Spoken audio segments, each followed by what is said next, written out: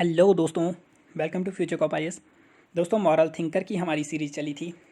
Last video के अंदर तो हमने कंप्लीट कर लिया था इमोशनल इंटेलिजेंस, उसका क्या रोल होता है गवर्नेंस के अंदर। अब देखते हैं मॉरल थिंकर वाला। तो इसके अंदर देखेंगे प्लेटो की थ्योरी, प्लेटो के क्या क्या विचार थे उनके बारे में डिस्कस करेंगे अभी। तो चलिए स्टार्ट करते हैं। सबसे पहले प्लेटो की बात करेंगे तो कौन था ये हमारा सॉक्रेट था, उसका शिष्य था। जैसा हमने देखा था सॉक्रेट ने खुद कुछ भी नहीं लिखा था, वो सब कुछ जो था उसके जो शिष्य थे प्लेटो उसके अंदर और जीनोफोन उनके द्वारा लिखा गया था। वहाँ से हमें सॉक्रेट के बारे में पता लगता है। तो कुछ लोग ये भी कह देते हैं कि सॉक्रेट कोई करेक्टर था ही नहीं, प्लेटो ने खुद अपने मनगढ़ंत कहानी बनाई थी, अपनी बातों को जो है सॉक्रेट के माध्यम से बताने की कोशिश की थी। तो सॉक्रेट के बारे में तो हमने पढ़ लिया। प्लेटो जो था उसी टाइम में एथेन के अंदर ही आता है, ग्रीस के अंदर में पैदा होता है ये, ठीक है। और ग्रीक फिलोसफर होता है, सॉक्रेट का शिष्य होता है और प्लेटो का शिष्य होता है एरिस्टोटल, ठीक है। तो इसके बारे में हम नेक्स्ट वीडियो के अंदर देखेंगे। और प्लेटो ने अपनी एक अकेडमी भी फॉर्म की थी, मतलब उन्होंने एक स्कूल फॉर्म बनाया था अपना, जिसको बोलते थे द अकेडमी, ठीक है। जहाँ पे वो शिक्षा देते थे, जो उनके विचार थे उनकी शिक्षा दिया करते थे, साइंस एंड टेक्नोलॉजी वगैरह पढ़ाया करते थे।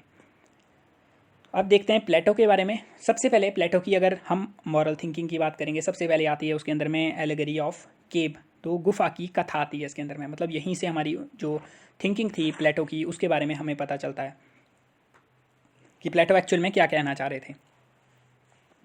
तो यहाँ पे जैसे देख सकते हैं प्लेटो इस के माध्यम से बताना चाह रहे थे हमारे रियल वर्ल्ड के अंदर जो परसेप्शन होती है, लोगों की परसेप्शन क्या होती है किसी पर्टिकुलर चीज़ के प्रति, हमारा वर्ल्ड कैसे गवर्न होता है, तो वो इस तरीके से बताने की कोशिश कर रहे हैं।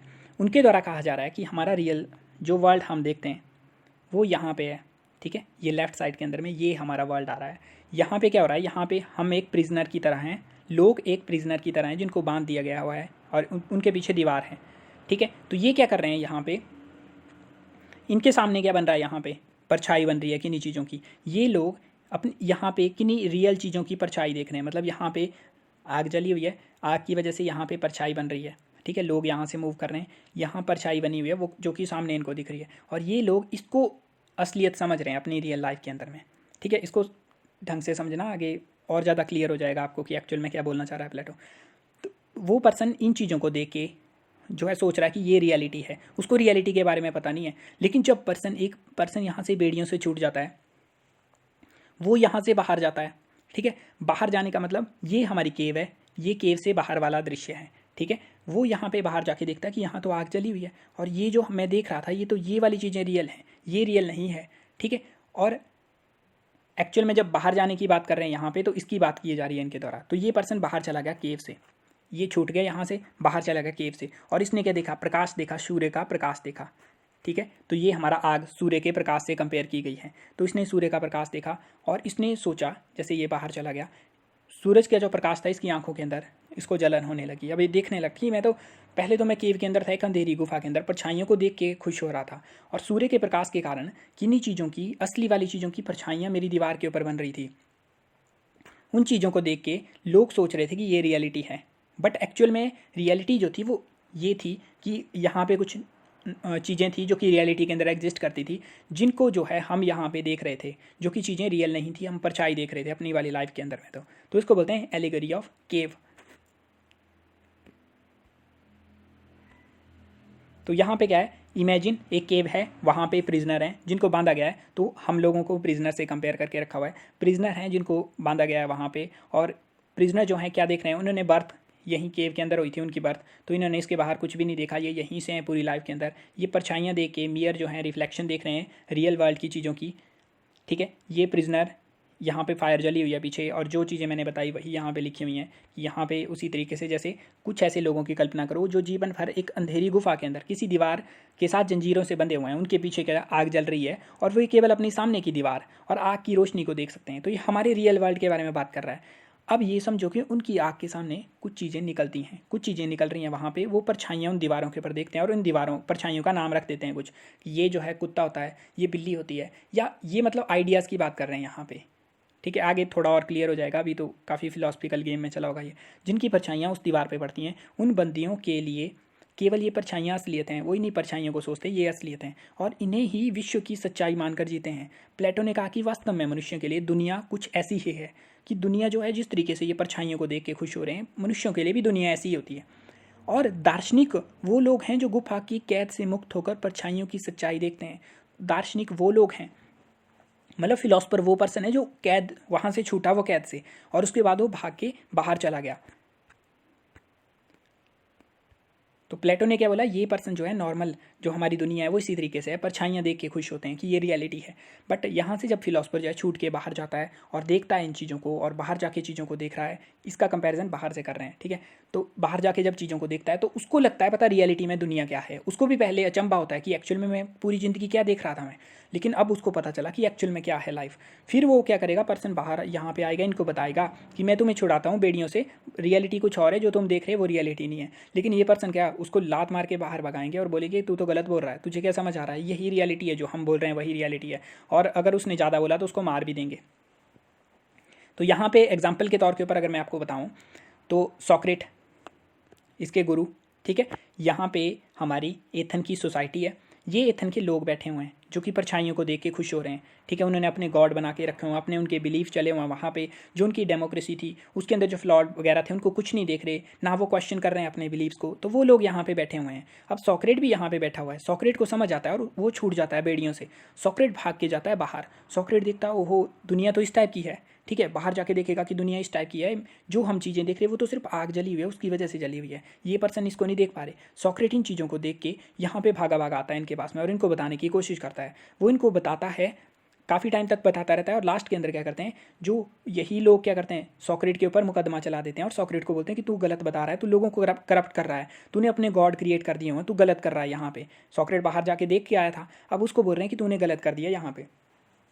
सॉक्रेट ने बोला कि नहीं तुम लोग गलत हो, मैं तो देख के आया हूँ कि रियलिटी ये है। ये बोल रहे रियलिटी ये है, जो हम बोल रहे वही सही है, जो हमने बनाया हुआ वही सही है, जो हमारी रिचुअल वगैरह जो चली हुई हैं वो सही है, तू जो बोल रहा है वो गलत है। अब उसके खिलाफ मुकदमा चला के जब वो नहीं मानता तो उसको बोलते हैं तेरे को मार देंगे, ठीक है। सॉक्रेट के हिसाब से तो ये रियलिटी थी। सॉक्रेट कौन था, फिलोसफर, उसके हिसाब से ये रियलिटी थी और इनके हिसाब से ये रियलिटी थी। ये अपने ही विचारों के अंदर डूबे हुए थे, ये अपनी जो सोच थी उसके अंदर में ही अंदर दबे हुए थे। पैदा सॉक्रेट और सब यहीं पे हुए थे, इसी एरिया के अंदर हुए थे। लेकिन सॉक्रेट ने एक हायर बीइंग की तरह उसका दिमाग ऊपर उठ जाता है और वो समझ जाता है कि रियलिटी के अंदर चीज़ें क्या है, हमें क्वेश्चन करना चाहिए, मुझे किन चीज़ों के बारे में नॉलेज नहीं है। और पीपल जिन चीज़ों को वैल्यू दे रहे हैं वो एक्चुअल में तो वैल्यूएबल ही नहीं है। जैसे हमने बताया था कि सॉक्रेट जो थे देखने में उतने अच्छे नहीं थे, और पीपल प्रेजेंट डे की बात करेंगे, पीपल जो है नेम फेम के पीछे भागते हैं, अट्रैक्टिवनेस के पीछे में, हीरो हीरोइन के पीछे में भाग रहे हैं, या किसी भी तरीके से अगर अट्रैक्टिवनेस किसी चीज़ों के अंदर ढूंढ रहे हैं, जैसे कलर के अंदर अगर अट्रैक्टिवनेस ढूंढ रहे हैं, जैसे हमारे एनिमल वगैरह होते हैं, एनिमल वगैरह के अंदर तो वो तो कोई कलर नहीं देखते, वाइट ब्लैक ब्राउन कुछ भी नहीं देखते। बट ह्यूमन बीइंग ने धीरे धीरे सोसाइटी इवॉल्व करके, अब ऐसा नहीं था कलर के बारे में ह्यूमन हमेशा ऐसी चीज़ें सोचता था, गुलामी के कारण ये सब चीज़ें ह्यूमन के दिमाग में चली जाती हैं। तो ह्यूमन यहाँ पे बेड़ियों से जकड़ा हुआ है जो कि इन चीज़ों को देख रहा है। अब मान लो सॉक्रेट को बोलते हैं कि तू कुरूप है, ठीक है, तो वो क्या थी, इस तरीके से देख रहे थे, वो मियर मतलब आइडलाइज कर रहे थे, उनको चीज़ों के बारे में कुछ पता नहीं था। लेकिन सॉक्रेट जानते थे कि क्या एक्चुअल में ब्यूटी है, ब्यूटी का फॉर्म क्या होता है एक्चुअल के अंदर में, सॉक्रेट उस चीज़ को जानते थे। तो इसी कारण से अब जब सॉक्रेट उनको बताने की कोशिश करेगा कि नहीं ये चीज़ें होती हैं वो चीज़ें होती हैं, तो उसके कारण वो उसको रेजिस्ट करेंगे चेंज को, ठीक है। ये तो सिर्फ एग्जांपल है, ऐसे कई चेंजेस होंगे। जैसे आगे देखते हैं एलिगरी ऑफ केव का मतलब क्या है, क्योंकि ये जो थी मतलब एक ही जगह पे यूज़ नहीं की प्लेटो ने, ये प्लेटो ने काफ़ी जगह पे यूज़ की हुई है, और इसका मतलब थोड़ा थोड़ा अलग अलग बताने की कोशिश की है कि एक्चुअल में क्या मतलब है इसका, एलिगरी ऑफ केव का। तो समझते हैं क्या बोलना चाह रहा है इसके थ्रू। अब आता है लेसन क्या क्या थे इस एलिगरी ऑफ केव से, प्लेटो क्या कहना चाह रहे थे। तो प्लेटो बोल रहे थे कि most people are not just comfortable with their ignorance, उनको जो अज्ञान है।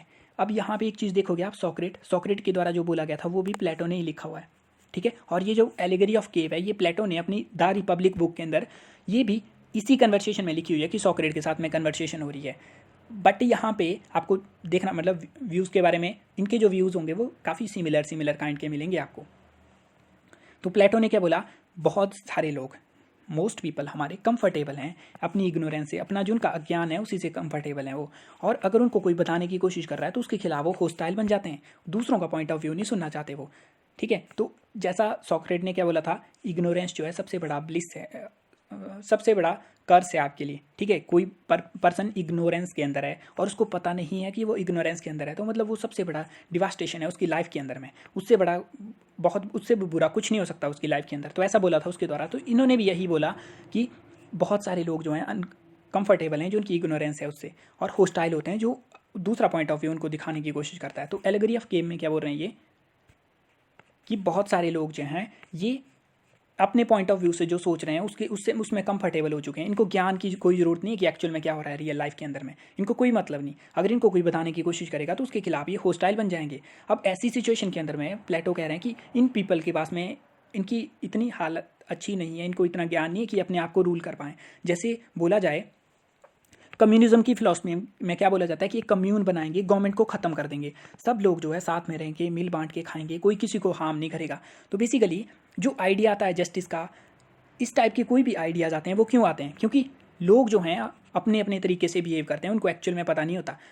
प्लेटो की थ्योरी को थोड़ा सिंप्लीफाई कर रहा हूँ मैं, एक्चुअल में उनको पता नहीं होता कि वो क्या कर रहे हैं यहाँ पे। अगर लोगों को अपने हाल पे छोड़ दिया जाए तो वो तो यहाँ पे जब ये पर्सन बोल रहा था, जैसे आगे एग्जाम्पल करके दिखाता हूँ मैं कि लोग क्यों सूटेबल नहीं हैं।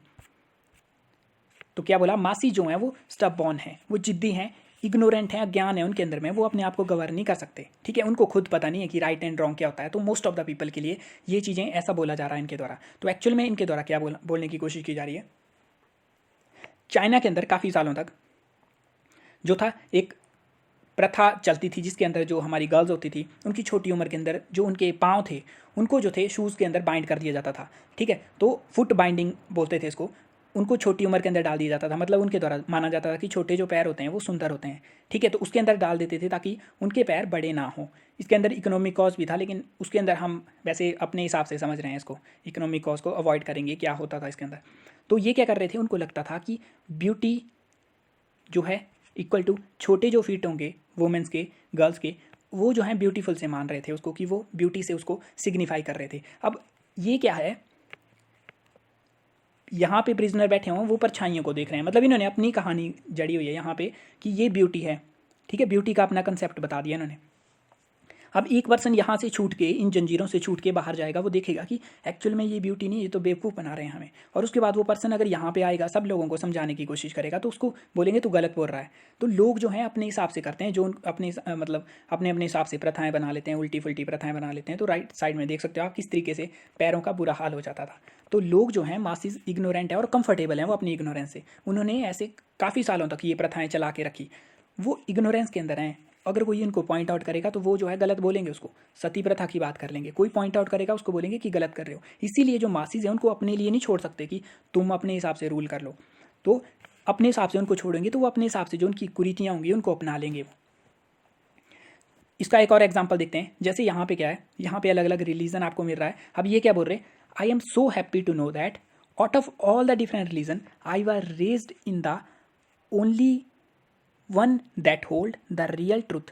तो ये क्या मान रहे हैं कि ये मान रहा है मेरा रिलीजन ट्रुथ है, मेरा ट्रुथ है। मतलब ये क्या बोल रहे हैं, एक तरीके से ऐसा सोच रहे हैं कि सिर्फ हमें, मतलब मैं बहुत ज़्यादा भाग्यशाली हूँ कि मुझे इस रिलीजन के अंदर डाला गया कि वो रियल ट्रुथ है। सॉक्रेट ने क्या बोला था कि अपने वैल्यूज़ बिलीव को एग्जामाइन करो कि आप क्या सोच रहे हो, रियलिटी के अंदर सही सोच रहे हैं या नहीं सोच रहे। जो हम आतंकवादी संगठन देखते हैं जैसे ISIS, तो वो भी उसी तरीके से सोचते हैं कि हम बेस्ट हैं, हमारा रिलीजन बेस्ट है। या जो रिलीजियस कन्वर्जन के अंदर इंडल्ज होते हैं, जैसे घर वापसी जैसे कैंपेन होते हैं, या अंडमान निकोबार के अंदर जो पर्सन जाता है वहाँ पे, वो सोचता है हमारा गॉड सुपीरियर है, हम जो है दूसरों को कन्वर्ट करेंगे अपने रिलीजन के अंदर में। तो उनके अंदर एक फीलिंग है, उस फीलिंग से अगर आप यहाँ पे देखोगे प्लेटो की जो एलेगोरी ऑफ केव है वो क्या हो रहा है, प्रिजनर हैं वो यहाँ पे बैठे हुए। सॉक्रेट ने क्या बोला, लोग इग्नोरेंस के अंदर हैं लेकिन उनको पता नहीं है कि वो इग्नोरेंस के अंदर हैं। तो ये इग्नोरेंस के अंदर होंगे पर्सन अगर वो ऐसा सोच रहे हैं, बट इनको एक्चुअल में पता नहीं है कि इग्नोर हैं। तो ये जंजीरों से बंधे हुए हैं यहाँ पे। जब एक पर्सन छूट के जाएगा यहाँ पे, बाहर जाएगा और वो देख के आएगा कि गॉड कहाँ पे किसने देखा हुआ है, वो देख के आएगा कि धर्म क्या होते हैं, क्या चीज़ें होती हैं। जिन चीज़ों को गॉड बोल रहे हैं वो तो किसी ने देखा ही नहीं है, ये तो सिर्फ अपनी मन गढ़ंत कहानियाँ बना के लोगों को बेच रहे हैं कि ये मेरा जो मैं बता रहा हूँ वो परफेक्ट है, और इसके ऊपर लोगों को मरवा भी रहे हैं। तो ये पर्सन जब फिर से देख के आएगा तो ये पर्सन मानने से इनकार कर देंगे कि आप गलत बोल रहे हो। ठीक है, तो ये है एलेगरी ऑफ केव का मतलब कि जो मासिस हैं हमारे, उनको एक्चुअल में पता नहीं लग रहा है कि वो अपनी जो थॉट्स हैं वो कभी उन्होंने एग्जामाइन नहीं किया अपनी थॉट्स को। ये सॉक्रेट के साथ में कनेक्ट करके लग जाएगा आपको पता। उन्होंने एग्जामाइन नहीं किया, और जो पर्सन एग्जामाइन करने के लिए बाहर जाएगा उस पर्सन को बाद में रेडिक्यूल करेंगे। और वो पर्सन एक्चुअल में वाइस है जो बाहर जाके देख रहा है उन चीज़ों को, मतलब उसको बोला उन्होंने फिलोसफर, जो इन चीज़ों से ऊपर उठ के चीज़ों को समझेगा।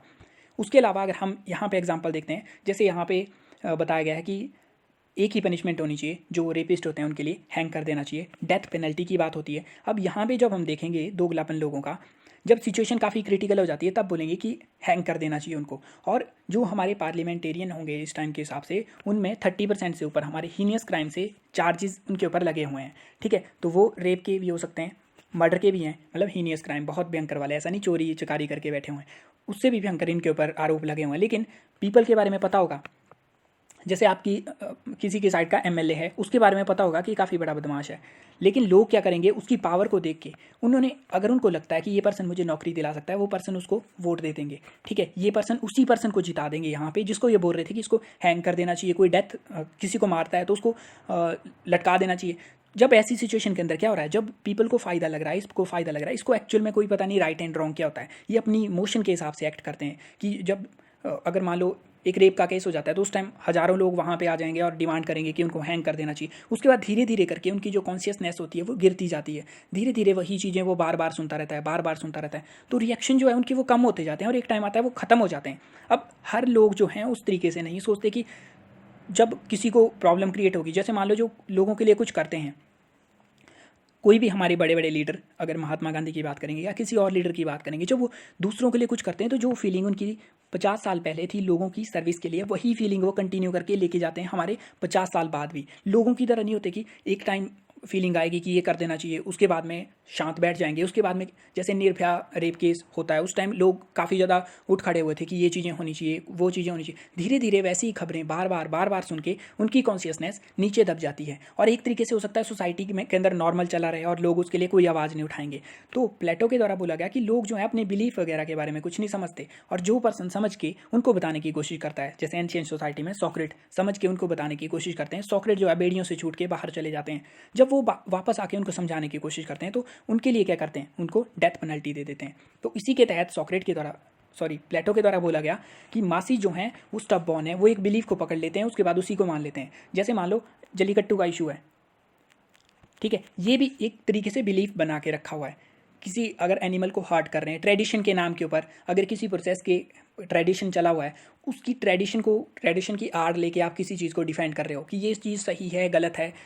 बेसिक जो चीज़ें हैं ह्यूमन की, अगर ह्यूमन की फूड की ज़रूरत है, वो भूखा है, उस हिसाब से मान सकते हैं किसी चीज़ को। बट आप अपने एंटरटेनमेंट के लिए किसी को अगर नुकसान पहुंचाओगे और उसको ट्रेडिशन का नाम दोगे, या कोई और पर्टिकुलर चीज़ जैसे ट्रिपल तलाक, आप ट्रेडिशन का सहारा लेके किसी गलत चीज़ को डिफेंड कर रहे हो, या हमारी सती प्रथा होती थी, फिर जो हमारी अदर कोई भी ऐसी गलत तरीके वाली प्रथाएं, या कोई ऐसा अदर सोसाइटी के अंदर सोसाइटी ने नॉर्म बना के रखा हुआ है, जैसे ट्रांसजेंडर के ऊपर डिस्क्रिमिनेशन है, तो सोसाइटी जो है अपने हिसाब से सोचती है और वो इग्नोरेंट होते हैं, उनको नहीं पता होता कि वो अज्ञान के अंदर है, एक चीज़ को मान लेते हैं, उसके ऊपर जिद करने लग जाते हैं। तो इसीलिए प्लेटो ने बोला कि ये जो हैं खुद को रूल करने के लायक नहीं है, खुद को नहीं रूल कर सकते इनको कोई अगर गवर्न करने वाला ना हो, और गवर्न करने वाला अगर इन्हीं की तरह बेवकूफ़ हुआ तो वो उन्हीं की देखेगा कि इनको क्या अच्छा लग रहा है, लोगों को अच्छा लगेगा तो वो उस हिसाब से लॉ चेंज कर देगा, लोगों को रिजर्वेशन अच्छी लग रही है तो वो बढ़ाते जाएंगे, सबको जो डिमांड करेंगे उनको भी बढ़ा देंगे, फार्मर को लोन वेवर करना है वो भी कर देंगे। तो प्लेटो ने बोला कि जो पर्सन यहाँ से छूट के गया था एलेगरी ऑफ केव से, उस पर्सन को रूल करना चाहिए, फिलोसफर को ही रूल करना चाहिए, ये बोला गया प्लेटो के द्वारा फर्स्ट लेसन के अंदर। सेकंड जो था प्लेटो के द्वारा बोला गया एक आइडल वर्ल्ड एग्जिस्ट करता है, जो वो बाहर पर्सन छूट के जा रहा था, मतलब वो एक आइडल वर्ल्ड एग्जिस्ट करता है दिमाग के अंदर, एक आइडल है जहाँ पे सब कुछ आइडल है, सब तरीके से पूरे तरीके से जस्टिस है, पूरे तरीके से लव है, वहाँ पे हैप्पीनेस है, एक आइडल वर्ल्ड एग्जिस्ट करता है। और जो थिंग्स हम फिजिकल वर्ल्ड में देखते हैं वो सिर्फ एक फ्लॉड रिफ्लेक्शन है जो आइडल फॉर्म के अंदर एग्जिस्ट करती है उनकी, एक आइडल वर्ल्ड है जिसको वो दिमाग में क्रिएट करते हैं, या जो मतलब एक तरीके से थॉट्स के अंदर बना हुआ है फिलोसफर की, वो आइडल वर्ल्ड है। और जो हम फिजिकल फॉर्म वर्ल्ड के अंदर देखते हैं वो एक फ्लॉड सी रिफ्लेक्शन है उस आइडल वर्ल्ड की। तो सिर्फ फिलोसफर को पता है कि वो जो आइडल वर्ल्ड है उस तक कैसे जाया जा सकता है उसको अचीव करने के लिए, ठीक है। तो only philosopher can gain knowledge of the forms और ट्रू रियलिटी, मतलब जो आइडल वर्ल्ड है उसके बारे में सिर्फ फिलोसफर को पता हो सकता है, इसीलिए फिलोसफर को ही रूल करना चाहिए स्टेट को, ठीक है। तो क्या बोला, पीपल जो हैं वो बेड़ियों से बंधे हुए हैं, उन्होंने अपने बिलीफ बांध के रखे हुए हैं, अपने को एग्जामाइन नहीं करते कभी भी, ठीक है, अपने काम कर रहे हैं, तो ये जो है खुद को रूल करने के काबिल नहीं है। अगर ये इलेक्ट करेंगे किसी को तो अपनी तरह ही जैसे ये हैं वैसा ही पीपल इलेक्ट करेंगे जो इनके लिए काम करेगा। लेकिन हमें प्लेटो ने बोला कि ऐसा पर्सन रूल करना चाहिए जो कि इनसे हट के हो, जिसने चीज़ों को देखा हो और वो इनको एनफोर्स कर सके, इनको बता सके, सिस्टमेटिक तरीके से इनको समझा सके कि बेवकूफ़ों ऐसी बात है, जैसे एंशियंट टाइम में जब ये चीज़ें लिखी गई थी तो उस टाइम तो काफ़ी ज़्यादा आडंबर होते थे। फिर क्रिश्चियन सोसाइटी में रेनेसां से पहले हमने डिस्कस किया था, उसके अंदर कैसी चीज़ें बताई जाती थी कि ये चीज़ ट्रू है, उसी को मानना पड़ेगा, अदरवाइज आपको मार दिया जाएगा। वैसी सिचुएशन में बोल रहे कि फिलोसफर को रूल करना चाहिए, उसको बताना चाहिए इन लोगों को कि क्या सही है क्या गलत है। तो अगर आपसे पूछा जाए कि एलेगरी ऑफ केव के मैसेज क्या क्या है, क्या बताना चाहते हो, तो उसके अंदर इन चीज़ों को मत लिखना। मतलब अगर आपसे पूछा गया कि आप क्या सीखते हो एलेगरी ऑफ केव से, तो इसके बारे में मत लिखना कि आइडल वर्ल्ड होता है। जैसे ये तो प्लेटो को आइडलिस्टिक मानते हैं कि एक आइडल वर्ल्ड होता है, उस तक का हमारा जो वर्ल्ड है वो फ्लॉड वर्ल्ड है। ये मतलब आइडलिस्टिक थ्योरी है प्लेटो की। इसको तो जो उसका शिष्य था एरिस्टोटल, उसने भी क्रिटिसाइज़ किया हुआ है कि कोई आइडल वर्ल्ड कुछ भी एग्जिस्ट नहीं करता, हमारा जो वर्ल्ड है वो ही रियलिटी होती है, उसी को हम अच्छा बनाने की कोशिश करते हैं। तो इसको मत लिखना उस टाइम। अगर पूछा गया आपके व्यू, अगर पूछा गया एलिगरी ऑफ केव के ऊपर कमेंट्री पूछी तो लिखोगे इसको कि ये बोलना चाह रहा था कि आइडल फॉर्म होती है और हमारा जो वर्ल्ड है वो फ्लॉड फॉर्म है उसकी, और फिलोसफर ही गेन कर सकता है ट्रू नॉलेज, इसीलिए उसको रूल करना चाहिए। ये प्लेटो के अपने विचार हैं, पीछे वाले विचार हमारे हिसाब से भी अच्छे बन जाते हैं। नेक्स्ट आता है प्लेटो का message, all the gold which is under or upon the earth is not enough to give exchange of virtue. तो क्या बोला गया, पूरा गोल्ड भी धरती का अगर निकाल के एक साइड गोल्ड रखेंगे और दूसरी साइड वर्च्यू को रखेंगे तो वर्च्यू जो है उसका पलड़ा भारी हो जाएगा। तो प्लेटो एक्चुअल में क्या बोल रहे हैं कि ह्यूमन लाइफ का एंड गोल होता है हैप्पीनेस। ठीक है, ह्यूमन लाइफ का एंड गोल होता है हैप्पीनेस। हैप्पीनेस को अचीव करने के लिए वर्च्यू की बहुत ज़रूरत होती है। ठीक है, अगर आपने लाइफ में कुछ अटेन करना है तो आपको वर्च्यू की काफ़ी ज़रूरत पड़ेगी। तो वर्च्यू को इतनी महानता दे रहे हैं कि जो एक्सटर्नल चीज़ें हैं सारी उन सबसे महान है वर्च्यू। ठीक है, तो वर्च्यू क्या होती है वो हमें पता है, पीछे भी क्या देखा था हमने वर्च्यू। वर्च्यू का मतलब होता है गुण, मतलब ऐसा बिहेवियर जो कि हाईएस्ट मॉरल स्टैंडर्ड शो कर रहा है, नैतिकता का स्तर है उसका बहुत ऊपर है। तो प्लेटो के द्वारा क्या बोला जा रहा है कि जो नैतिकता का स्तर है वो आपका बहुत ज़्यादा ऊंचा होना चाहिए, मतलब वर्च्यू आपकी काफ़ी अच्छी होनी चाहिए। एक वर्चुअस मैन के आगे अगर आप गोल्ड भी रख दोगे पूरी दुनिया का तो वो जो है उससे ऊपर रहेगा। वर्च्यू जो है वो आपको ज़्यादा हैप्पीनेस देगी गोल्ड के मुकाबले, ये बोला जा रहा है इनके द्वारा। और ये भी बोला इन्होंने कि वर्च्यू को सिखाया जा सकता है। जैसे एलिगेरी ऑफ केव के अंदर क्या देखा कि लोग बेवकूफ़ों की तरह काम कर रहे हैं, उल्टा फुल्टा काम कर रहे हैं, उनको ज्ञान नहीं है चीज़ों के बारे में। जो फिलोसफर है उसी को पता होता है, तो फिर फिलोसफर क्या करेगा उससे, फिलोसफर जाके उनको सिखाएगा। वर्च्यू कैन बी टॉट, मतलब फिलोसफर जाके जैसे सॉक्रेट सिखाते थे सबको, उसी तरीके से प्लेटो ने अपनी अकेडमी खोली।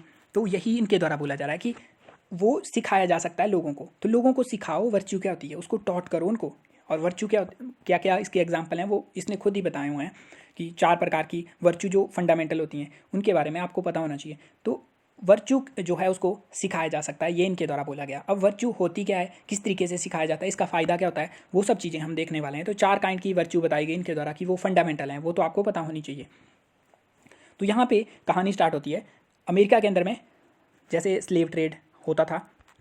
ठीक है, 18th सेंचुरी के अंदर स्लेव लेके आते थे अमेरिकन जो कंटिनेंट है, जैसे ये अमेरिकन यहाँ अफ्रीका से स्लेव वगैरह लेके आते थे। बाद में अब्राहम लिंकन फाइट करते हैं उसके लिए और स्लेव्स वगैरह वहाँ पे रह जाते हैं। ठीक है, वो जो थे अफ्रीकन अमेरिकन ब्लैक कलर के जो स्लेव्स वगैरह लेके आए थे, और बाकी तो हमारे अमेरिका के अंदर यूरोप से भाग के आए थे लोग काफ़ी ज़्यादा। तो उसके अंदर डिवाइड क्रिएट हो जाता है, एक वाइट का और एक ब्लैक का। ठीक है, ब्लैक को वोटिंग के राइट नहीं मिलते थे, इनको सेग्रीगेट रखा जाता था, अलग अलग बस्तियों में रखते थे, बसों के अंदर सेग्रीगेशन थी इनकी, मतलब इनके कलर के बेस के ऊपर इनसे डिफरेंशिएशन की जा रही थी। तो ऐसी सिचुएशन के अंदर में मार्टिन लूथर किंग 1929 के अंदर इनका जन्म होता है और ये आवाज़ उठाते हैं इसके खिलाफ कि आप गलत कर रहे हो। ठीक है, और इनका एक फेमस कोट है यहाँ पे, if you can't fly then run, if you can't run then walk, if you can't walk then crawl, by all mean keep moving. तो अपनी लाइफ के अंदर मूव करते रहना चाहिए, अपना जो गोल है उसको अचीव करते रहना चाहिए, चाहे मतलब मूवमेंट होती है, चाहे थोड़ी हो चाहे ज़्यादा हो। तो मार्टिन लूथर किंग के द्वारा प्रैक्टिस की जाती है इसके द्वारा, और इसके लिए काफ़ी ज़्यादा मूवमेंट्स चलती हैं, काफ़ी ज़्यादा ये जो है मूवमेंट्स करते हैं, उसके बाद में गिरफ्तार होते हैं कई बार, और इनको लोग काफ़ी ज़्यादा ह्यूमिलिएट करते हैं। ठीक है, क्योंकि खुद ये ब्लैक की श्रेणी में आ रहे हैं। इनको जो अथॉरिटी थी पूरी, क्योंकि ये ऐसा नहीं था कि कोई पर्टिकुलर सेक्ट जो था, कोई 2-3 लोग इनके खिलाफ जो थे खड़े हुए थे, मतलब ब्लैक और वाइट का डिस्क्रिमिनेशन कर रहे थे। पूरी शासन व्यवस्था जो लॉज बने थे ऐसे कि इनको वोटिंग नहीं मिलेगी, इनको सेग्रीगेट करके रखेंगे, अलग बस्तियों में रखेंगे, उनको जो एजुकेशन होगी वो सब चीज़ें अलग करके रखी थी। तो उन चीज़ों के खिलाफ आवाज़ उठाई जाती है इनके द्वारा। इनको समझ आता है कि इनजस्टिस हो रहा है, गलत कर रहे हो इनके साथ में। ठीक है, और उसके लिए आवाज़ उठाते हैं। और उसी के अंदर इनकी एक फेमस स्पीच भी है जिसके अंदर ये बोलते हैं, I have a dream that my 4 children will one day live in a nation where they will not be judged by the color of their skin but by the content of their character। तो ये बोला जाता है इनके द्वारा। तो ये actually मैं चाह रहे थे कि ह्यूमन को चमड़ी के आधार के ऊपर आप कैसे डिफ्रेंशिएट कर सकते हो, ये तो काफ़ी गलत है और इसके लिए आवाज़ उठाते हैं और इसी के लिए आवाज़ उठाते हैं और इसको अबॉलिश करते हैं। उसके बाद 35 ईयर के एज के अंदर इनको नोबेल प्राइज़ मिलता है। 39 ईयर की एज के अंदर महात्मा गांधी की तरह इनको गोली मारकर इनकी हत्या कर दी जाती है। और ये महात्मा गांधी के काफ़ी बड़े, उनकी जो नॉन वायलेंस की नीति थी उसके काफ़ी बड़े फॉलोअर थे और इनको अमेरिका का गांधी भी कहा जाता है। ठीक है, तो प्लेटो ने क्या बोला यहाँ पे, प्लेटो ने बोला all the gold which is under upon the earth is not enough to give exchange for virtue. Virtue जो है मोस्ट सुप्रीम है, तो वर्च्यू के अंदर उन्होंने बोला 4 जो है कार्डिनल वर्च्यू हैं जो कि हमें एक्सीलेंट बनाती है, जो हमें हैप्पीनेस की ओर लेके जाएगी। वर्च्यू क्या होता है, behaviour showing high moral standard, नैतिकता के हाई स्टैंडर्ड वो दिखा रहा है। 4 कार्डिनल वैल्यू कौन सी होती हैं, एक होती है विजडम, दूसरी टेम्परेंस, करेज, न्याय, जस्टिस, बुद्धिमता, संयम, साहस, न्याय। तो ये आपके लिए भी जरूरत है, आप अपनी लाइफ को एग्जामाइन करोगे, जैसे सॉक्रेट ने बोला, प्लेटो ने बोला, अगर ये चीज़ें एग्जामाइन कर सकते हो तो आपकी लाइफ भी काफ़ी अच्छी हो जाएगी। अदरवाइज़ फिर जो प्लेटो के द्वारा बोला गया कि केव के अंदर बैठे हुए आदमी, उसी तरीके से अगर आपने बैठना हो तो वो फिर अलग बात होती है। बट यहाँ पे 4 फंडामेंटल वैल्यू बोली गई कि ये आपके पास में मस्ट होनी चाहिए अगर आपको महान बनना है, आपको हैप्पीनेस अचीव करनी है लाइफ में, लोगों को सर्व करना है। फर्स्ट आती है हमारे पास में विजडम। विजडम का मतलब बुद्धिमता, the quality of being wise, बुद्धिमान होने वाली कला, या एबिलिटी टू डिसर्न, डिसर्न मतलब रिकॉग्नाइज करना, our highest good and right action in each moment. हमारा हाईएस्ट गुड क्या होगा, क्या हमारे लिए सही है, अपने लिए भी सोसाइटी के लिए भी, उसको रिकॉग्नाइज कर लेना और राइट एक्शन एवरी मोमेंट के अंदर राइट एक्शन ले लेना, उसको बोलते हैं हम विजडम।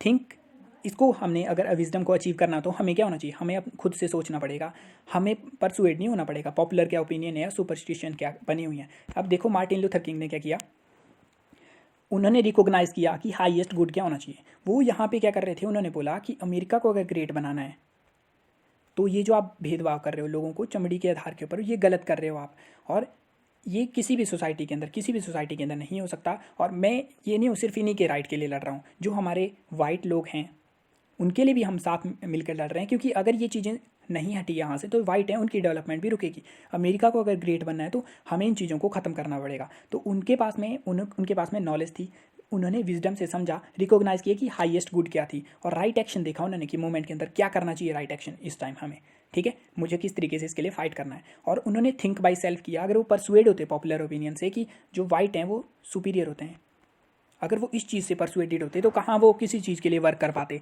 जैसे किसी भी चीज़ के लिए मान सकते हैं, इंडिया के अंदर में भी तो जो ब्रिटिशर्स थे उनको सुप्रीम मानते थे, जो वाइट थे उनको सुप्रीम मान रहे थे, मतलब वो इसी तरीके से आए थे कि हम आपको सिविलाइज करने के लिए आए हुए हैं। अफ्रीका के अंदर भी वो यही बोल के गए।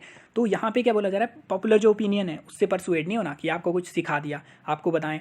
तो प्लेटो क्या बोल रहे थे, जो आप केव है उसी के अंदर पैदा हुए हो, आप बचपन से उसी केव के अंदर हो, लेकिन कुछ ही पर्सन वहाँ से बाहर निकल के आते हैं। लेकिन प्लेटो ने बोला ऐसा नहीं है सिर्फ वही बाहर निकल के आ सकते हैं, वो देख सकते हैं, सारे लोग देख सकते हैं, लेकिन हमें क्या करना पड़ेगा, उनको सिखाना पड़ेगा। तो ये है पावर ऑफ एजुकेशन।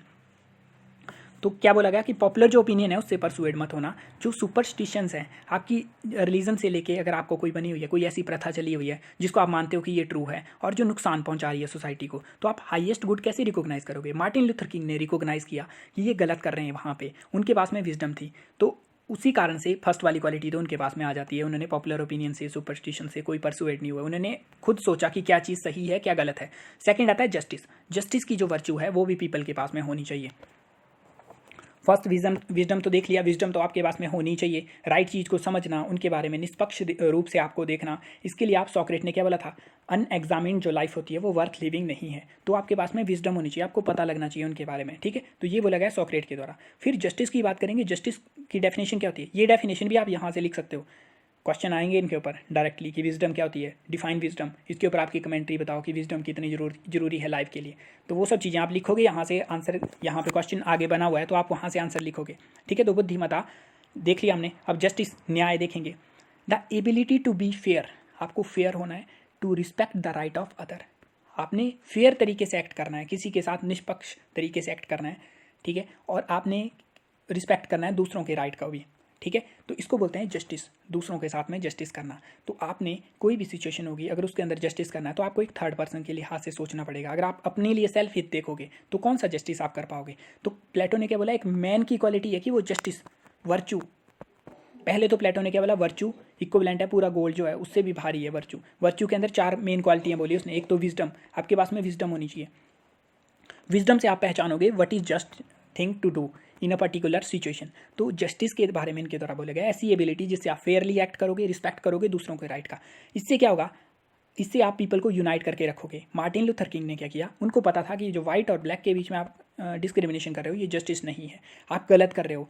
यहाँ पे 1955 के अंदर में एक बस के अंदर में एक ब्लैक महिला बैठी होती है, बस के अंदर ऐसा रूल बनाया होता है कि कोई अगर वाइट वहाँ पे आएगा तो उसको सीट देनी पड़ेगी। ब्लैक महिला वहाँ पे पर्सन आता है वाइट और उसको सीट ना देने के जुर्म में इनको जो है जेल हो जाती है। ठीक है, तो ऐसी सिचुएशन में इनको पता होता है ये इनजस्ट हो रहा है, ये गलत कर रहे हो, आप चमड़ी के आधार के ऊपर भेदभाव नहीं कर सकते, तो वो इनजस्टिस के लिए वहाँ पे खड़े होते हैं। तो प्लेटो के जो विचार थे, जो 4 क्वालिटियाँ बताई, अब हाईएस्ट लेवल ऑफ हैप्पीनेस आपने अचीव करनी है, लाइफ के अंदर एक्सीलेंस अचीव करनी है, ये 4 क्वालिटियाँ मस्ट हैं। तो मार्टिन लूथर किंग के अंदर थी और जो हमारे बड़े बड़े लीडर होंगे उनके अंदर ये चीज़ें थी, तो उनको रिलेट करके ये आपको एग्जाम्पल के अंदर चीज़ें लिखनी पड़ेंगी। अगर जस्टिस के ऊपर क्वेश्चन आता है आपको इस टाइप का, तो ये पीपल को यूनाइट करने में हेल्प करती है। अब अगर आप जस्टिस होगी पीपल के अंदर में तो वो एक दूसरे के खिलाफ नहीं सोचेंगे, जैसे ब्लैक वाइट के खिलाफ नहीं सोचेंगे कि ये गलत कर रहे हैं हमारे साथ में और हमें मौका मिला तो हम बदला भी लेंगे इनसे किसी बार, और ये सोसाइटी में कन्फ्लिक्ट को रिड्यूस करेंगे। अगर सभी पीपल जो है सोचते हैं हमारे साथ जस्टिस हो रहा है, अगर हमारा सुप्रीम कोर्ट वगैरह बायस तरीके से वर्क करना शुरू कर दे तो किस तरीके से बिहेव होगा, हमारी सोसाइटी के अंदर क्योस मच जाएगा। ये चीज़ें एक तो सोसाइटी की लेवल के ऊपर तो बोला गया प्लेटो के द्वारा, पर एक पर्सनल लेवल के ऊपर भी बोला गया। लोग क्या करते हैं, अपनी गलती को नहीं समझते। अगर एक हायर बीइंग की तरह एक्ट करना है तो आपको क्या करना पड़ेगा, अपने से ऊपर उठ के चीज़ों को सोचने की क्षमता रखनी पड़ेगी। एक रिवेंज वाला कैरेक्टर होता है, जैसे मान लो पर्टिकुलर अगर यंग जनरेशन की बात करते हैं, उनका कभी भी देखना अगर उनका ब्रेकअप होता है या कोई ऐसी सिचुएशन आती है तो आप किसी से भी पूछोगे वो अपना पॉइंट ऑफ व्यू वहाँ पे बताएगा, दूसरे पर्सन को बोलेगा उसकी गलती थी। ठीक है, ट्रुथ कुछ और भी हो सकता है, इस पर्सन से पूछेंगे तो ये पर्सन भी यही बोलेगा कि इसकी गलती थी, ये इसकी गलती क्यों बोलेगा। तो ये जो क्वालिटी प्लेटो के द्वारा बताई जा रही है ये काफ़ी रेयर क्वालिटी है, हर किसी के अंदर नहीं मिलती। जस्टिस मतलब ये मत समझ लेना कोर्ट की बात कर रहे हैं, ये पीपल की भी बात कर रहे हैं यहाँ पे कि अगर आपने दूसरों के साथ जस्ट व्यवहार करना है तो वो पर्सन कहाँ व्यवहार करेगा, जो अपने लिए सोचता है कि मैं सही हूँ, दूसरों की अपनी गलती कभी नहीं देखता पर्सन। ठीक है, तो वो वाली चीज़ें करोगे तो वो प्लेटो के हिसाब से गलत चीज़ें हैं, वो वर्चुअस मैन नहीं बन पाओगे आप कभी भी। ठीक है, मैन का मतलब दोनों जेंडर से है यहाँ पे। तो प्लेटो के द्वारा क्या बोला गया, justice is the virtue of great soul. तो इसीलिए प्लेटो के द्वारा बोला गया, अगर आपको कोट पूछा जाता है और उसमें बोलते हैं कि इसको एक्सप्लेन करो, तो ये ग्रेट सोल की वर्च्यू है। जस्टिस ऐसा नहीं कि हर कोई चलता फिरता कर लेता है। जस्टिस के अंदर क्या आता है, एक तो आपका पर्सनल, जैसा मैंने आपको एग्जांपल दिया, लोग अपनी गलती समझ के फिर अपने कोई उनके साथ में रिलेशनशिप के अंदर पर्सन है या किसी के साथ में एक्ट कर रहे हैं या एनिमल के साथ बिहेव कर रहे हैं, एनवायरनमेंट के साथ बिहेव कर रहे हैं, किसी को धोखा दे रहे हैं, पैसों के मामले में किसी भी तरीके से जस्टिस में एक्ट करना है तो आपको अपने से ऊपर उठना पड़ेगा। तो ऐसा नहीं है कोई भी ओंगा पोंगा जस्टिस की जो वर्च्यू है उसको अपना सकता है। कोर्ट की तो बात है यहाँ पे, सोसाइटी की तो बात हो रही है, लेकिन पर्सनल लेवल के ऊपर भी यहाँ पे जो प्लेटो है उनके द्वारा बात की जा रही है कि ग्रेट सोल की वर्च्यू होती है। और एक तो अपना पर्सनल आपका जस्टिस, एक आपकी सोसाइटी के अंदर जस्टिस सिस्टम कैसा है वो भी अच्छा होना चाहिए। उसके अलावा हो सकता है इनजस्टिस जो है आपको डायरेक्टली इफेक्ट ना कर रहा हो। जैसे पीछे क्या था, मार्टिन लूथर किंग, ये मतलब काफ़ी इंटेलिजेंट होते थे, हो सकता है इनके साथ में डिस्क्रिमिनेशन ना हुआ हो, कोई भी डिस्क्रिमिनेशन ना हुआ हो, लेकिन किसी के साथ में डिस्क्रिमिनेशन हो रहा है। ठीक है, या इनके साथ में भी डिस्क्रिमिनेशन है, इनके साथ में भी है, लेकिन ये अपना जुगाड़ निकाल लेते हैं, ये निकल जाते हैं किसी और देश। लेकिन यहाँ पे क्या है, आपको पता है इनजस्टिस हो रहा है लेकिन आप उसके लिए एक्शन नहीं ले रहे। तो जस्टिस के अलग अलग प्रकार हैं, एक तो पर्सनल लेवल के ऊपर अपने खुद के साथ में आपने दूसरों के साथ में इनजस्टिस नहीं करना। और जस्टिस का ये भी मतलब है, justice is the virtue of great soul. Justice का ये भी मतलब है कि अगर आपको इनजस्टिस दिख रहा है कहीं पे तो आपके लिए उसके लिए एक्शन भी लेना है, जो कि बहुत कम पीपल लेते हैं। अब यहाँ पे इसी भी पर्सन ने एक्शन क्यों लिया, किसी और ने क्यों नहीं एक्शन लिया, इसने इनजस्टिस देखा और उसके लिए एक्ट किया। हालांकि ये इसके लिए नुकसानदायक था, इसको प्रॉब्लम भी हुई इस चीज़ों से, लेकिन फिर भी इन्होंने जस्ट वे के अंदर एक्ट करना शुरू किया। उसी के कारण जो है जस्टिस को बोला गया कि हायर वर्च्यू है। ऐसा नहीं है कि कोई भी इसको अपना सकता है, ग्रेट सोल की वर्च्यू होती है। लोग जो है अपने फ्लॉज कभी नहीं देखते, दूसरों को गलती ठहराते हैं। ऐसी सिचुएशन में निष्पक्ष भाव से आप कब जस्टिस करोगे, जब आप बता सकते हो कि मैं भी गलत हूँ, किसी सिचुएशन में मैं गलत हूँ तो वहाँ बताओगे गलत हूँ, दूसरे को बताओगे कि ये भी गलत हो सकता है, या कोई इनजस्टिस थर्ड पर्सन के साथ हो रहा है वहाँ पे एक्शन लोगे उससे लड़ने के लिए, इवन वो आपके लिए नुकसानदायक हो लेकिन आप फिर भी एक्ट करोगे, तो उसको बोलेंगे जस्टिस की वर्च्यू प्लेटो के अनुसार। थर्ड वर्च्यू आती है हमारे पास में करेज, साहस। तो ability to conquer the fear and have strength in the face of difficulty. तो जैसा मैंने आपको बताया मार्टिन लूथर किंग, फियर सबको होता है जब आप किसी चीज़ के खिलाफ खड़े होंगे, तो वहाँ पे अगर पुलिस एडमिनिस्ट्रेशन आर्मी सब आपके वाइट डोमिनेटेड है, वहाँ पे हो सकता है कि आपको गोली मार दी जाए, जैसा कि इनको मार दिया गया था 39 की एज के अंदर, लेकिन फिर भी उसके खिलाफ इन्होंने खड़े हुए। तो इस वर्च्यू को बोला जाता है प्लेटो के द्वारा कि ये है करेज की वर्च्यू। तो ability to conquer the fear and have the strength to face difficulties. तो यहाँ पे प्लेटो के द्वारा क्या बोला गया, courage is knowing what not to fear.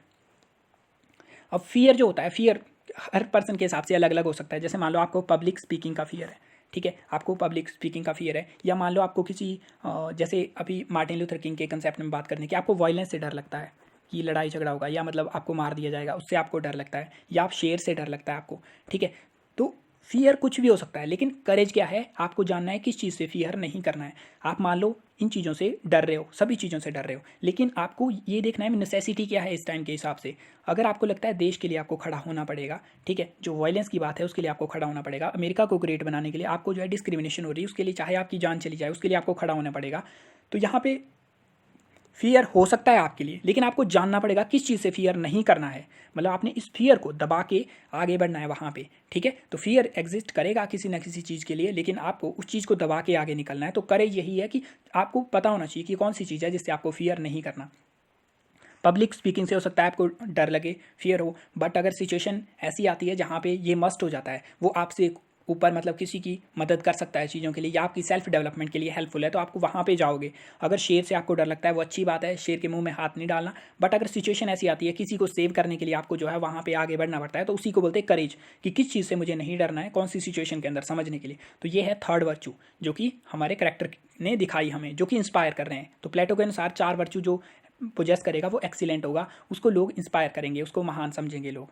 तो हमने पीछे देख लिया हमारे पर्सन के पास में 3 करेक्टर आ जाते हैं। फोर्थ करेक्टर आता है टेम्परेंस का, ठीक है। तो टेम्परेंस को क्या बोलते हैं, टेम्परेंस को बोलते हैं संयम, ठीक है। तो संयम के साथ में वर्क करना है। टेम्परेंस के अंदर क्या बोल रहे हैं, the ability to master the will, अपनी विल पावर को मास्टर करना, over basic instinct and individual voluntarily refrain from doing something. तो यहाँ पे क्या बोला गया, आप मास्टर करना अपनी विल पावर को, और जो बेसिक इंस्टिंक्ट है उनसे जो है आपको उनसे ऊपर उठना है। अगर मान लो कोई पर्सन जो है वर्क कर रहा है किसी लार्जर कॉज के लिए, और अपनी बेसिक जो इंस्टिंक्ट होती है, मतलब अपने प्लेजर ऑफ सेंसेस, जैसे मान लो खाने के पीछे पागल है, जैसे इतने सारे पर्सन मतलब खाने के पीछे पागल होके अपनी हेल्थ ख़राब कर लेते हैं, जो हमारे डोमिनोज वगैरह जो वेस्टर्न फूड रिलेटेड, या हमारे इंडिजिनस भी ऐसी गलत चीज़ें स्नैक्स वगैरह खा के वो अपना काम ख़राब कर रहे हैं, जिनके पास में कंट्रोल नहीं है मतलब अपनी इंस्टिंक्ट के ऊपर, जिन्होंने पढ़ाई करनी होती है, लेकिन वो छोटी छोटी चीज़ें होती हैं उनसे डिस्ट्रैक्ट हो जाते हैं और इधर उधर निकल लेते हैं, या कोई यूट्यूब के ऊपर लगे तो वहीं पे वीडियो देखते ही रह गए। इस टाइप की चीज़ें जो पर्सन कर रहा है उसमें टेम्परेंस की जो वर्च्यू है प्लेटो के अनुसार वो नहीं है, ठीक है। जो बेसिक इंस्टिंक्ट से उनको नहीं रोक पा रहा, जैसे फूड होता है, वाटर हो जाता है, यहाँ पे सेंसेस के प्लेजर में सेक्स आ जाता है, इस टाइप की जो चीज़ें हैं, जो प्लेजर में ज़्यादा डूबा हुआ है अपनी सेंसेस को, मतलब एक मॉडरेट जो पाथ होता है, बुद्धा ने बोला था मॉडरेट पाथ पे चलो, ऐसा ना प्लेजर लेने लगो तो आप प्लेजर के अंदर ही डूब जाओ, और ऐसा भी ना हो कि आप प्लेजर बिल्कुल भी ना करो। तो यही प्लेटो के द्वारा बोला गया कि करो, चीज़ों को करो, एक लेवल के ऊपर सबको करना चाहिए, आपको पता होना चाहिए कब विल पावर से उनको कंट्रोल करना है। आजकल की जनरेशन फ़ोन के अंदर इतने सारे डूबे हुए हैं कि फ़ोन के अंदर ही लगे रहते हैं, चीज़ों को वहीं पे फ़ोन के अंदर ही चीज़ों को देख रहे हैं, वहीं से जो भी नॉलेज है कचरे वाली नॉलेज उसको दिमाग के अंदर भर रहे हैं। तो इस टाइप की चीज़ें जो कर रहे हो, एक्सेस के अंदर कर रहे हो, वो सब चीज़ें काफ़ी नेगेटिव हैं आपके लिहाज से। तो आपको विल पावर होनी चाहिए और इंस्टिंक्ट आपको काबू करना है। तो हमारे करेक्टर मार्टिन लूथर किंग की बात करेंगे। अगर आपने किसी लार्जर कॉज के लिए, पूरे देश के लिए आप फाइट कर रहे हो, वहाँ पे कहाँ आप अपने लिए, आपकी जो छोटी इंस्टिंक्ट क्या होगी, अगर आपको किसी ने मारा तो इंस्टिंक्ट क्या होती है, जो बेसिक रिएक्शन होता है जो बॉडी आपकी देती है। तो आप प्रोग्राम्ड हो, जेनेटिकली प्रोग्राम हो अपने आप को सेव करने के लिए। अगर ऐसी सिचुएशन आती है तो भागना एक इंस्टिंक्ट होती है ह्यूमन की, कि निकल लो वहाँ से, कोई ऐसी सिचुएशन को मत फेस करो। लेकिन ये पर्सन अपनी इंस्टिंक्ट को ख़त्म करके अपनी विल पावर के सहारे खड़े हुए हैं, वहाँ पे चाहे जान चली जाए पर हम वहाँ से नहीं हटेंगे। यही आप स्टडी के अंदर डाल सकते हो, किसी भी चीज़ के अंदर डाल सकते हो। 4 क्वालिटीज़ होंगी तो आप बेस्ट बन सकते हो, ठीक है, ये प्लेटो के अनुसार। अब उसके अलावा एक और चीज़ जो इंपॉर्टेंट इनके द्वारा बोलेगी, ये जो 4 क्वालिटी हैं इनको लर्न किया जा सकता है। तो प्लेटो ने क्या बोला, लोग जो हैं जंजीरों के अंदर बंधे हुए हैं, लेकिन ये क्वालिटियाँ उनको बताई जा सकती हैं, ये क्वालिटियाँ बेस्ट बनाने वाली हैं, तो ये क्वालिटियाँ उनको सिखाई जा सकती हैं। सिखाएगा कौन, एक फिलोसफर जो रूल कर रहा है वो एडमिनिस्ट्रेशन से उनको सिखाएगा, लोगों में डेवलप करेगा इन चीज़ों को। अगर ये चीज़ें पीपल के अंदर आ जाती हैं, ये भावनाएं सब आ जाती हैं, तो जब वो इलेक्शन भी करेंगे, अगर डेमोक्रेसी भी बनानी है तो वहाँ भी इन चीज़ों से वो सहारा ले सकता है। अब अगर मान लो आपको एजुकेशन के अंदर इथिक्स के अंदर क्वेश्चन आ गया कि एजुकेशन के अंदर आप क्या क्या क्वालिटियाँ इम्बाइव करना चाहते हो, तो आप बताओगे उसके अंदर जो हम आजकल करते हैं वो तो सही बात है, लेकिन उसके अंदर प्लेटो वगैरह के नाम डाल के ये जो 4 क्वालिटी हैं इनको भी मेंशन कर सकते हो। इनके बारे में भी शिक्षा दी जाएगी लोगों को। लोगों को यही नहीं पता कि उनको विल पावर का यूज़ करके अपनी बेसिक इंस्टिंक्ट जो है उनको कैसे रोकना है। उसी के कारण अपने दिमाग के स्लेव बने हुए हैं, उसी के दिमाग के पीछे ही पड़े हुए हैं। ठीक है, दिमाग जो करवा रहा है उसी को कर रहे हैं वो। वीडियो लग रहा है मुझे काफ़ी लंबी हो गई होगी। तो वो जो चीज़ें हैं उसके लिए आप एजुकेशन के अंदर लिख सकते हो। तो प्लेटो ने क्या बोला, the direction in which education starts a man will determine the future in life. तो एजुकेशन जो है, एजुकेशन का मतलब ये नहीं कि आपने मैथ वगैरह उसको सिखा दिया, वो पर्सन ना भी सीखे उसकी लाइफ मिजरेबल हो सकती है, लेकिन जिस पर्सन ने ये सब चीज़ें देख ली वो जो है उनसे महान ही बनेगा, चाहे वो अनपढ़ भी हो। लेकिन इन सब चीज़ों को अगर वो सीख लेगा तो वो दूसरों को सिखा तो सकता है बेसिक चीज़ें। ठीक है, तो ये बोला गया प्लेटो के द्वारा। अब क्वेश्चन की बात करेंगे, यहाँ पे गया what lesson we can learn from Plato's allegory of cave. तो वी कैन लर्न, हमें पूछा गया क्या लर्न कर सकते हैं, तो उसमें ये मत लिख देना प्लेटो ने बोला कि एक आइडल फॉर्म होती है वर्ल्ड की जिसमें सब कुछ आइडल है, हम जो हैं एक इम्परफेक्ट वर्ल्ड के अंदर रहते हैं और हम उसकी तरफ जाना चाहते हैं। वो प्लेटो के अपने विचार थे। ठीक है, या फिलोसफर को रूल करना चाहिए, वो उनके विचार थे। आप लर्न क्या कर सकते हो, जो हमने स्टार्टिंग में देखा, जो मतलब किसी भी तरीके से आप उसको गलत नहीं बोल सकते कि आप सोसाइटी के अंदर गलत जिस तरीके से पीपल इग्नोरेंस के अंदर हैं वो सब चीज़ें ट्रू हैं, उनको लिख सकते हो। अगर पूछते हैं एलेगरी ऑफ केव से जर्नली क्या क्या प्लेटो के द्वारा बोला जा रहा था, तो प्लेटो के बारे में पूछेंगे तो सब कुछ लिख सकते हो। ठीक है, सेकंड क्वेश्चन आया, राइट 100 वर्ड लिखने आपने एक एक फंडामेंटल वर्च्यू के ऊपर जो प्लेटो की है। ये प्लेटो की वर्च्यू नहीं है, ये आपको पूछ सकते हैं कि करेज क्या होती है इथिक्स के अंदर, करेज के ऊपर बताओ ये क्यों जरूरी है लाइफ के अंदर में। जैसे आपको पूछ लिया टेम्परेंस क्या होती है, टेम्परेंस किस हद तक जरूरी होती है, किस तरीके से इसको इंक्रीज डिक्रीज कर सकते हैं, एग्जाम्पल वगैरह दो आपको, तो पूछ सकते हैं आपको हर एक विजडम क्या होती है, ये सब कुछ पूछ सकते हैं, डेफिनेशन पूछ सकते हैं और इनके ऊपर भी पूछ सकते हैं। तो आपको इनके ऊपर बनाने हैं और एग्जाम्पल देके आपको देखना है, लिखना है इनके ऊपर। फिर है हमारे पास में we should be careful while choosing our idols. यह प्लेटो के द्वारा ही बोला गया था, मतलब प्लेटो का बातों का भावार्थ था ये कि we should be careful while choosing our idol. इसको एक्सप्लेन करो, तो ये प्लेटो के द्वारा बोला गया, इसको एक्सप्लेन करना। तो इस टाइप के कोड पूछ लिए जाते हैं इथिक्स के अंदर। इसके बारे में हम देखने वाले हैं अभी नेक्स्ट थोड़ी देर में, तो चलते हैं। प्लेटो ने क्या बोला, इट रियली मैटर्स, मैटर की स्पेलिंग गलत होगी, matters to whom we admire because it inspire our outlook and action. Bad heroes give glamour to flaws of character. प्लेटो ने बोला ये मैटर करता है, रियली ये बहुत मैटर करता है कि हम किसकी एडमायरेशन करते हैं, हमारे आइडल कौन होते हैं। ये जो होते हैं हमें इंस्पायर करते हैं, हमें वर्ल्ड का आउटलुक देते हैं, हमारे एक्शन जो होते हैं उनको निर्धारित करने में हमारी मदद करते हैं और गलत तरीके से भी हमारे एक्शन को कर सकते हैं। अगर हम बैड हीरो चूज़ करेंगे तो उनके जो गलत वाले करेक्टर होंगे वो ग्लैमराइज हो जाएंगे सोसाइटी के अंदर। ठीक है, तो प्लेटो के द्वारा बोला गया कि मतलब बेसिकली इसको आप ऐसे समझ सकते हो, आप जिसको एडमायर करोगे आप उसी की तरह कॉपी करना चाहोगे। जैसे जब आइंस्टाइन की बात थी, आइंस्टाइन को नोबेल प्राइज़ मिलता है, तो ये 20th सेंचुरी की बात थी, मतलब 1925-7 इस टाइम की बात है। तो आइंस्टाइन को जब नोबेल प्राइज़ मिलता है तो आइंस्टाइन एक सेलिब्रिटी बन चुके थे सोसाइटी के अंदर में। तो ये जो थे इस टाइप के सेलिब्रिटी थे जिस तरीके से आज हम वैल्यू देते हैं, मतलब हम जिनको एडमायर कर रहे हैं, जिनको वैल्यू जिस सोसाइटी के अंदर जिनको वैल्यू दी जा रही है, आप वहाँ पे देख सकते हो कि साइंटिस्ट को ज़्यादा वैल्यू आती है या जो करेक्ट मतलब ये एक्टर वगैरह होते हैं जो कि सिर्फ एंटरटेन करते हैं उनको ज़्यादा वैल्यू दी जा रही है सोसाइटी के अंदर। जब इतने मतलब उस लेवल के ऊपर वहाँ पे साइंस एंड टेक्नोलॉजी का काम चला हुआ था, ये मान सकते हैं कि उस टाइम सिनेमा का उतना उद्गम नहीं हुआ था, बट आज भी वहाँ पे साइंटिस्ट उतने लेवल पे वैल्यू नहीं है जितना आइंस्टाइन हुआ करते थे, बट वहाँ पे वैल्यू दी जाती है इन चीज़ों को भी। ठीक है, बट अगर इंडिया की सोसाइटी की बात करेंगे तो साइंटिस्ट के नेम जैसे इसरो के चेयरमैन कौन होंगे या हमारा न्यूक्लियर प्रोग्राम किसने स्टार्ट किया, जो हमारी साइंटिस्ट होंगे मतलब जिन्होंने बेसिक स्टडी करके रखी है उनको हीरो बनाने के लिए मतलब उनके नाम भी पता नहीं होंगे, और हमारे सलमान खान शाहरुख खान उनको हीरो बना के बैठे होंगे। जिनको हम एडमायर करेंगे वो इंस्पायर करेंगे हमारे वर्ल्ड का आउटलुक कि हम किसकी तरह बनना चाहते हैं। लोग यूट्यूब के ऊपर लोगों को देख के सोच रहे हैं कि ये फेम कमा रहे हैं, यहाँ पे किसी को अट्रैक्टिव देख रहे हैं, ठीक है, ब्यूटी के पीछे अट्रैक्टिवनेस के पीछे पड़े हुए हैं, खुद को लिपाई पुताई कर रहे हैं, मुँह की लिपाई पुताई कर रहे हैं, दूसरों के देख के मतलब वो काफ़ी अच्छे से बिहेव कर रहे हैं, उनकी तरह बनना चाह रहे हैं, उसके लिए महंगे कपड़े ले रहे हैं, काफ़ी ज़्यादा पैसों की वेस्टेज करेंगे किसी भी तरीके से। अगर आप समझ सकते हो कि अगर वो गलत तरीके से उनको एडमायर करेंगे, गलत पीपल को एडमायर करेंगे, इंस्टाग्राम के ऊपर गलत लोगों को देख के जिनका प्रोफेशन ही वही है, जो आपको बेवकूफ़ बनाने का काम कर रहे हैं, एडवर्टाइजमेंट आपकी जिन चीज़ों से इंस्पायर होके आप जिनको आइडल मानोगे अपने, उन वही आपका आउटलुक होगा पूरी दुनिया के लिए, वो निर्धारित करेगा। अगर आप किसी स्टार को मेन आप ज़िंदगी का आइडल मान रहे हो तो जो आउटलुक होगा उसी से निर्धारित होगा कि इसकी जो फेम है ये इसका मतलब है कि सक्सेस, ठीक है, इसके पास जितने पैसे हैं इसका मतलब है सक्सेस। आप क्या करोगे, उसी के पीछे भागोगे।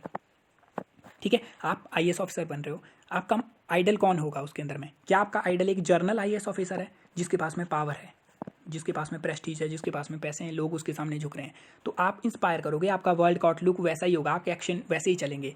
या आपका आइडल एक ऐसा आईएएस ऑफिसर है जिसने काफ़ी वर्क किया हो, जिसने लोगों की सर्विस की और उसको मानते हैं, पूरे एडमिनिस्ट्रेशन के अंदर माना जाता है कि ये पर्सन है जिसने अपने वैल्यूज़ के साथ में कभी कॉम्प्रोमाइज़ नहीं किया। तो वो डिपेंड करता है आप किसको एडमायर करोगे, वही आपका आउटलुक निर्धारित करेगा, आपके एक्शन भी उसी तरीके से वहाँ पे चलेंगे। ठीक है, तो वो आपको देखना पड़ेगा। एक छोटा बच्चा भी होता है किसी पर्टिकुलर शहर के अंदर, गांव के अंदर, तो वो जब बड़ा होने लगता है तो उसकी एक एज आती है जब वो काफ़ी वल्नरेबल होता है, बाहर के वर्ल्ड से देख रहा होता है, जैसे 10th क्लास, मतलब उससे पीछे मान सकते हो। उस टाइप के सिचुएशन के अंदर जब वो आसपास के अपने लोगों को देखेगा, आसपास के लोग, अगर मान लो उसने आसपास ऐसे ही लोग देखे जो मारपीट कर रहे हैं, जैसे उसके भाई वगैरह इधर उधर के मारपीट कर रहे हैं या नशे के अंदर डूबे हुए हैं, वो इंस्पायर करेगा, उन्हीं की तरह बनना चाहेगा कि इस पर्सन की तो मतलब काफ़ी ग्लैमर है, इसको तो सारे पर्सन देख रहे हैं यहाँ पे, या मतलब कोई गर्ल है वहाँ पे, उनके रिलेशनशिप वगैरह तो वो इंस्पायर करेंगे उसी तरीके से देख के कि मतलब इस तरीके से मुझे भी अट्रैक्टिव बनना है, इस तरीके से मुझे भी सब कुछ करना है। उन्होंने एडमायर जिसको किया वो उनके एक्शन उसी तरीके से निर्धारित होंगे और उन्हीं की तरह बनना चाहेंगे। अगर किसी पर्सन ने एडमायर किया अब्दुल कलाम को, एक अपनी छोटी एज से उन्हीं के बारे में पढ़ता जा रहा है, उन्हीं को एडमायर कर रहा है, उन्हीं को आइडल वो मान रहा है, तो उन्हीं की तरह करैक्टर आउटलुक अपने वर्ल्ड का रखेगा और उनका जो करैक्टर था वो उसी तरीके से बनता जाएगा। जो बैड हीरोज़ होंगे वो गलत तरीके वाला करैक्टर जो है उसको बढ़ावा देंगे। जैसे सोसाइटी में हमारे काफ़ी ज़्यादा गलत तरीके से फेम, मनी वगैरह उनको ज़्यादा बढ़ावा दे के रखा हुआ है। बैड हीरोज़ को भी एक जर्नल लाइफ में बात करेंगे तो उसके अंदर तो बहुत ज़्यादा मतलब गलत तरीके से ये चीज़ें भरी हुई हैं। कोई नशे की बात करेंगे या गलत करैक्टर वगैरह थॉट्स, क्योंकि उनको ज़्यादा आपको फेम मिल जाती है थोड़े टाइम के अंदर, कॉलेज लाइफ के अंदर में उन लोगों से इंस्पायर होते हैं लोग और उन्हीं के जो फ्लॉज वगैरह होंगे उनको अपनाने की कोशिश करेंगे। तो इसीलिए प्लेटो के द्वारा बोला गया यहाँ पे कि we should be careful while choosing our idols. कौन हमारे आइडल होते हैं, हमें केयरफुल होना चाहिए। तो आप एग्जाम्पल दोगे इसके अंदर, रियल लाइफ के एग्जाम्पल दोगे, सारे एग्जाम्पल इधर उधर से अपने खुद के सोचोगे, पूरे कॉपी पेस्ट करने की यहाँ कोई ज़रूरत नहीं है। जैसे ये क्वेश्चन है, ये अगर इनके ऊपर खुद नहीं सोचोगे तो एग्ज़ाम के अंदर आपको क्वेश्चन आएगा, किसी और तरीके का क्वेश्चन आएगा और आप वहाँ पे फेल हो जाओगे। तो आपको खुद सोचना पड़ेगा। ठीक है, तो प्लेटो का थोड़ा सा कंसेप्ट बचा, उसको हम बाद में देखेंगे। मिलते हैं नेक्स्ट वीडियो में। नेक्स्ट वीडियो में यूटिलिटेरियनिज्म को स्टार्ट करेंगे और फिर प्लेटो का ये थोड़ा सा बचा, इसको अगले वीक देखेंगे। Thank you.